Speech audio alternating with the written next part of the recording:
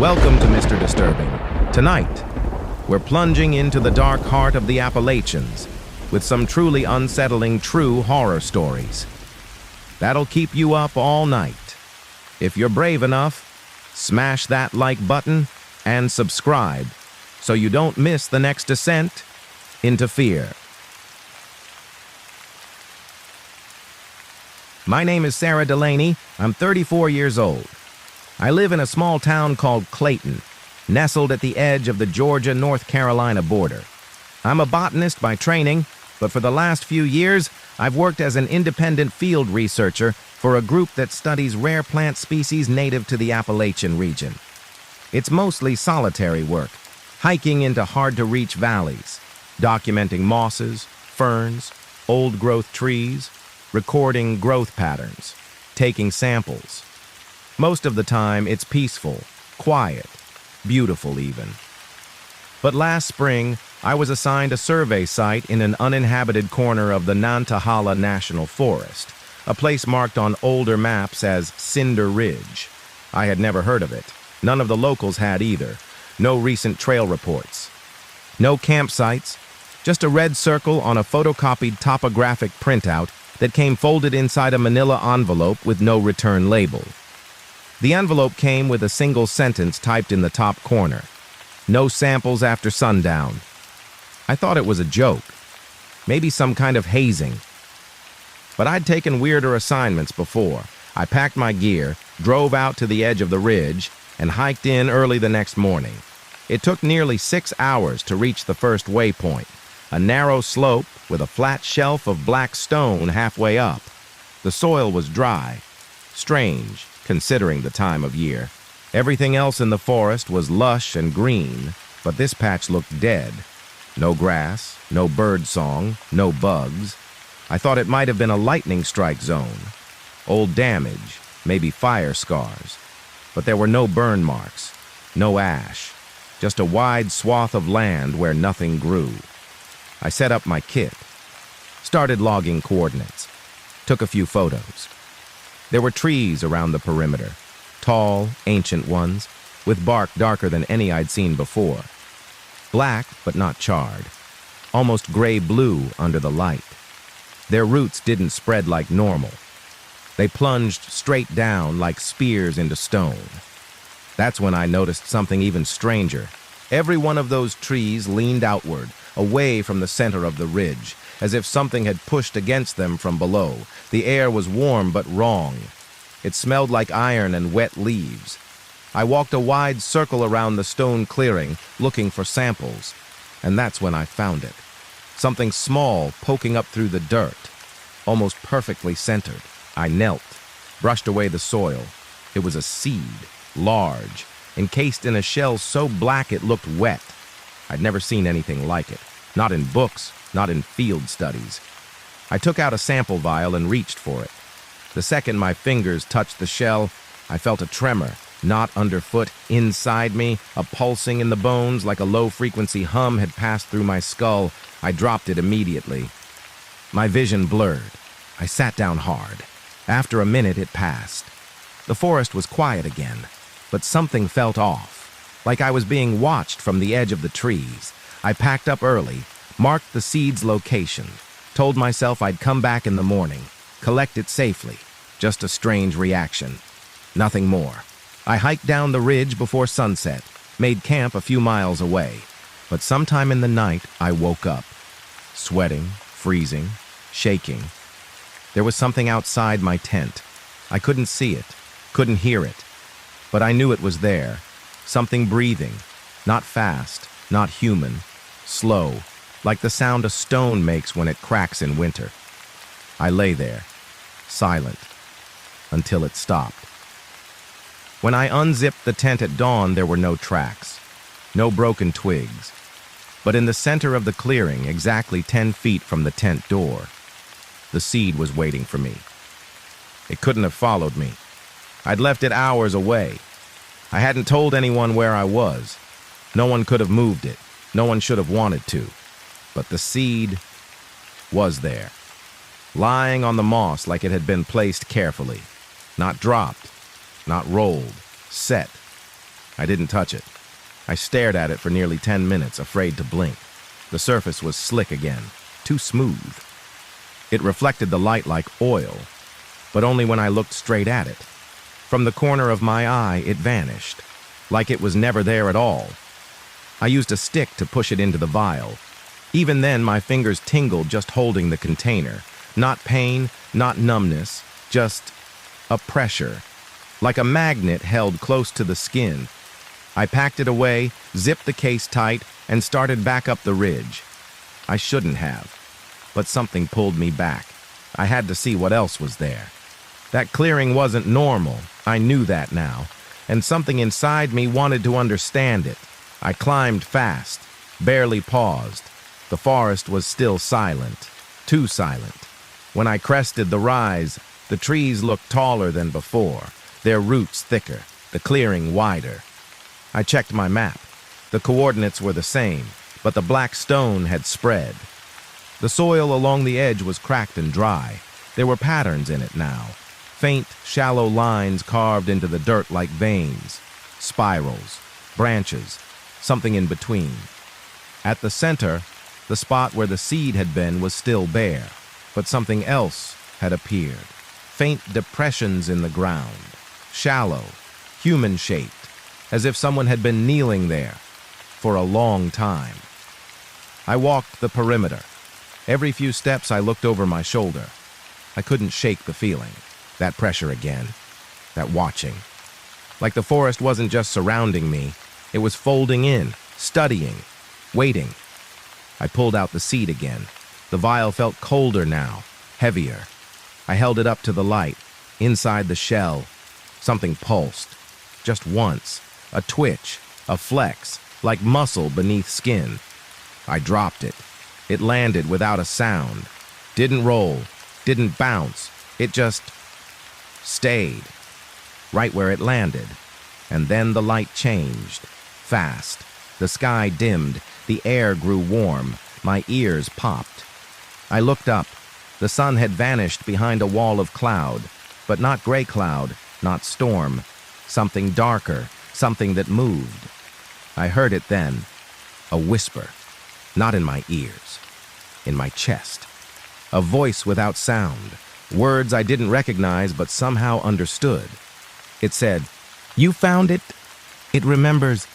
It will grow." I ran. I didn't care about the sample. I didn't care about my kit. I left it all. Ran until my lungs burned and the taste of iron filled my mouth. I made it back to the trailhead. My truck was there, my gear inside. My phone powered on like nothing had happened. I didn't speak. I didn't call anyone. I just drove. But that night, the dreams began, always the same. I'm standing in the clearing, but it's bigger now. The stone is cracked open. Something's growing from it. Tall, black, covered in bark that peels like flesh. And at the center, something shaped like a person.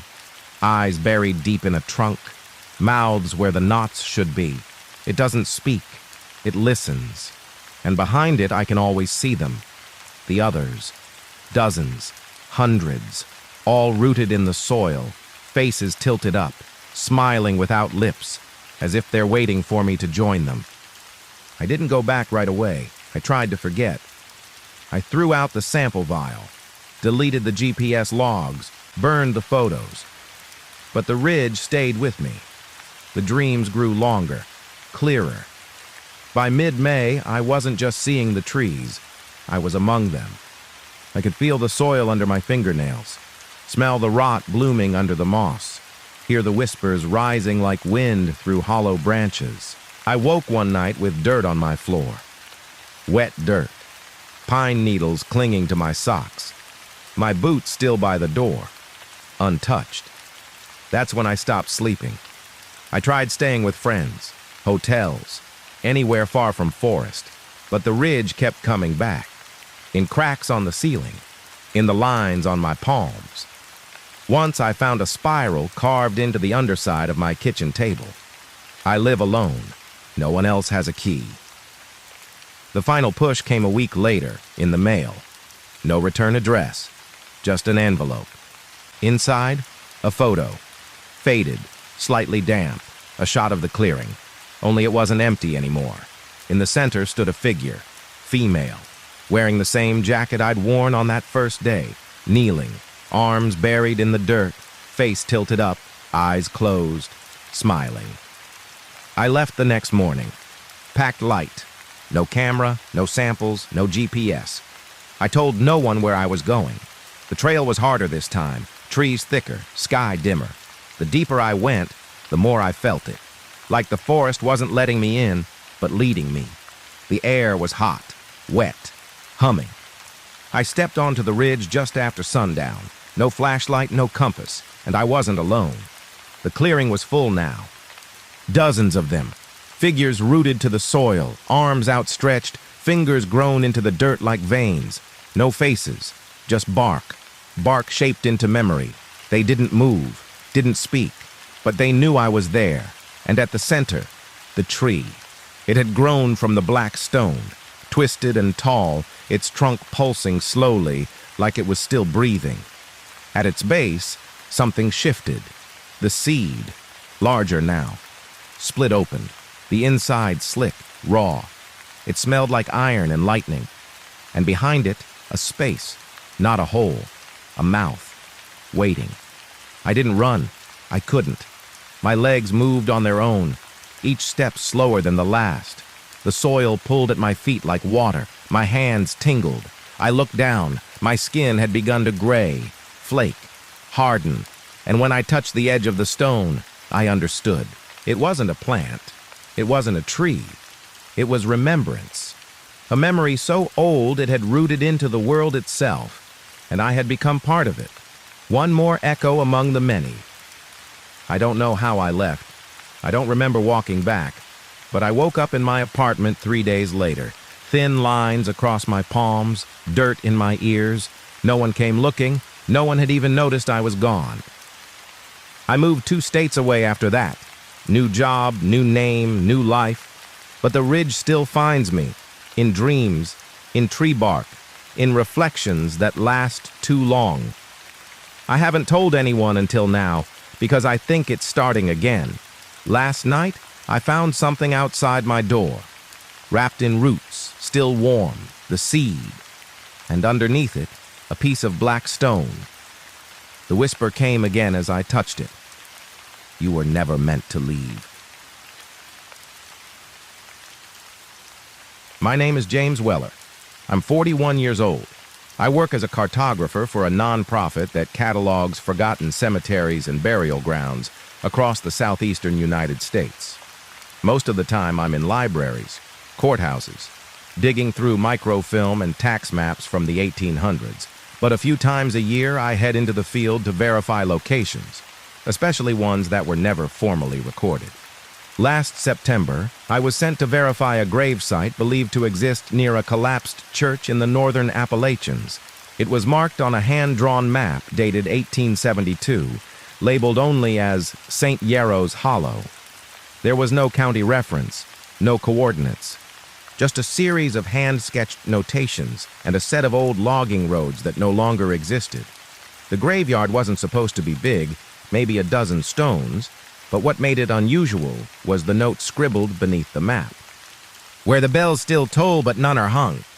I'd seen strange annotations before, but this one stuck with me. I left a week later, armed with a topographic overlay, 2 GPS devices, and a handheld sonar scanner for finding buried stone. It took me nearly 7 hours of driving and hiking to reach the estimated area, a shallow, bowl-shaped depression in the mountains, hemmed in on all sides by thick timber. There was no trail, just an old stone marker about waist-high, half swallowed by moss. No words, no carvings, just a vertical slash etched deep across the front. I stepped past it and walked maybe 50 yards before I found the church, or what was left of it. The foundation was visible, square, slightly crooked, made of dry laid stone. Everything above the ground had rotted away. No wood, no glass, just outlines in the earth where walls had been. The strange part was how level the ground was. as if the trees hadn't dared reclaim it. Even the moss seemed to stop at the edges.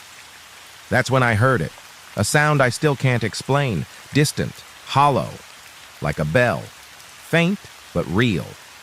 One toll, then silence. Then another. It echoed in the hollow like it came from below the soil. I stood there for nearly a minute, listening. The tolling stopped after 4 rings. Nothing moved. No birds, no insects. I took out the sonar and scanned the soil. It pinged something, shallow, rectangular, stone. I brushed the dirt away and uncovered a marker, weather-worn, covered in strange growth. I cleared the moss, expecting a name, a date. But there was only a symbol, a circle divided into quarters, each quarter marked with a diagonal slash. I scanned the area again. More pings, a cluster. I marked them, took photos. No 2 stones were the same. No names, no dates, just symbols.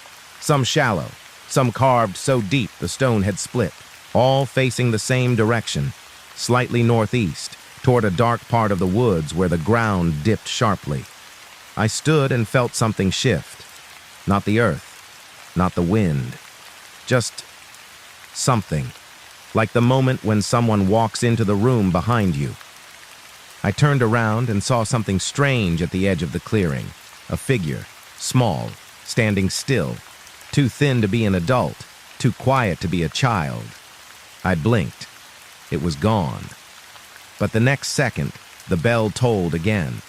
Once, louder, and beneath it I heard something else. Breathing. I should have left right then. Packed up, hiked out, reported what I'd found and buried the rest. But I didn't. I told myself I was imagining things, that the bell was a trick of the wind, the figure a shadow. But deep down, I already knew. This place was wrong. I crossed the clearing and stepped into the woods where the gravestones were pointed. The air changed immediately. Cooler, still. My breath felt heavier. The trees here were older, tall and black-barked, with roots that split the ground like broken ribs. The sonar beeped again, more markers beneath the soil, dozens, too close together, too shallow. I didn't dig, I couldn't, not with the silence watching me. The further I walked, the more I noticed the trees leaning, not outward, but inward, bending toward a single point, like they were listening or bowing. I followed the bend. My boots moved slower. Each step felt pulled. My legs ached, not from exertion, from resistance. The ground wasn't soft anymore. It was packed too tight, dry on top, but damp underneath. The kind of damp that never dries. I crested a small rise and saw it, a hole, circular, maybe 10 feet across. Not a sinkhole, not natural. The edges were smooth, carved. There were marks around the rim, dozens of them, symbols matching the stones, circles, slashes, quartered rings. I approached slowly. The sonar chirped once, then went dead. The screen blacked out. I checked the GPS, same thing, just static. My watch had frozen too. Time, 12:13. I stared into the hole. It was too dark, deeper than it should have been. My flashlight barely touched the bottom, just stone and more carvings. But I heard it again. That breathing. This time closer. Steady. Deep. Coming up from the hole. Not an animal. Not wind. Something alive. I took one step back, and then I heard the bell again. 4 chimes, one after another. No echo, no delay. As if the sound wasn't traveling through air, but through bone. I turned to leave. Walked fast. Not quite running. Every tree I passed seemed closer than before. The forest was folding in behind me. I made it back to the foundation, breath shallow, skin cold. The light had changed. The color of the sky had gone flat, not gray, but bleached, like all the blue had been drained out. I reached for my pack, but it wasn't there. My gear, my tools, gone, as if they'd never existed. The gravestones were different too, all of them. They weren't cracked anymore. They stood tall, clean, new, and every one of them now had a symbol I hadn't seen before. A perfect circle, carved deeply, with a bell inside it. I backed away, slowly, trying not to breathe loud, and that's when I saw it again. The figure. Closer now. In the middle of the clearing, it was a child. Or it had been. Small body, arms too long, head tilted slightly as if listening. No face, just bark. Bark shaped like flesh. It raised one hand and pointed toward the hole. I didn't move. Couldn't. The figure's hand stayed raised. Its bark-covered fingers pointed toward the hollow like it was inviting me in or warning me away. My breath rattled in my chest. The forest leaned. Every tree tilted now, groaning softly. The bell tolled again. Just once. Closer. No echo this time. Just sound without source. I backed up slowly, feet crunching over dead leaves that hadn't been there a moment before. I stepped past one of the stones and stopped. My name. Carved into it. James Weller. No dates. Just the name. Centered. Fresh. I stumbled away. Checked another stone. And another. All the same. All with my name. Some old, some cracked, some just placed. Like I had always been there. Like I had always been many. I ran. No trail, no direction. Just through trees that no longer parted. Limbs caught my arms. Roots snagged my boots. The forest pulled. And the whole time, I could hear it. The breathing. The bell. And underneath it all, a voice. Low. Not in words, in feeling. A voice that knew me, that had waited. I fell, hit stone. When I looked up, I was back at the hole. Again. Somehow. The rim was crumbling now, wider, the markings glowing faintly, like embers buried deep. I crawled away, but the edge gave, and I slid down into the dark. The fall wasn't far, but the bottom wasn't dirt. It was smooth, cold.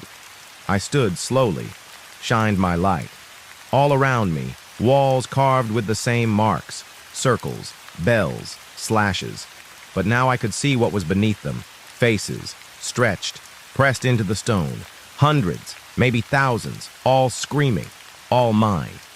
In the center of the chamber was a pedestal, stone, covered in moss, and on top of it, a bell, small, rusted, cracked. I didn't want to touch it, but I knew I had to. It was the only way out, or maybe the only way in. When I did, the air vanished, not moved, disappeared, like something drew in one deep breath and never let it go. I felt myself falling again, but not downward, inward, through memories that weren't mine, through time I'd never lived, through a place that had no sky. I saw the forest being planted, not by men, by something else, something old, something that needed watchers, rememberers, caretakers of the names no longer allowed to be spoken. And I was one. I always had been. Every time someone like me came to St. Yarrow's Hollow, we weren't discovering anything. We were returning. I don't know how I got out. I woke 3 days later, alone in a ranger station 50 miles from where I started. My GPS logs were blank, my photos corrupted, but in my hand, clenched tight, was the cracked bell. I left the mountains that week, quit the job, changed numbers, moved to a city where trees don't grow right and the ground is all concrete. But the sound still finds me. Every year on the same night at exactly 12:13 a.m. I hear it. One soft toll, then another, then four. The forest is calling, and soon I'll have to answer.